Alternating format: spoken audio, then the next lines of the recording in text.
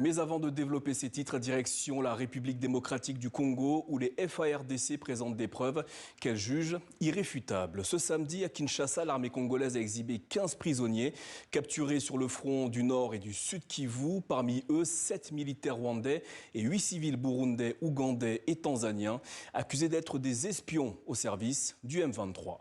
Luc Hortel et Emmanuel Marty. Devant la presse, l'armée congolaise présente ceux qu'elle accuse d'agir pour le compte du M23 et de l'armée rwandaise dans l'est de la RDC. Il a été capturé au front nord à Goma. Motif, espionnage. 15 prisonniers de guerre au total, présentés au Collège des hautes études de sécurité et de défense, et parmi eux, 7 militaires de nationalité rwandaise selon les FARDC.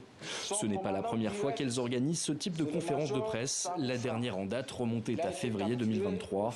Pour l'armée congolaise, ces captures prouvent l'implication du Rwanda dans le conflit au Kivu. Depuis le début de cette guerre, la RDC a toujours affirmé avec des preuves qu'elle est agressée par le Rwanda. L'occupation jusqu'aujourd'hui d'Uvira, se trouvant très loin de ses frontières, prouve que la raison des mesures défensives avancées par Kigali est un pur mensonge. De son côté, la diplomatie rwandaise a toujours nié la présence de troupes sur le sol congolais, invoquant plutôt des mesures défensives. Interrogé sur le plateau de TV5 Monde en novembre, le ministre des Affaires étrangères rwandais avait réaffirmé cette position.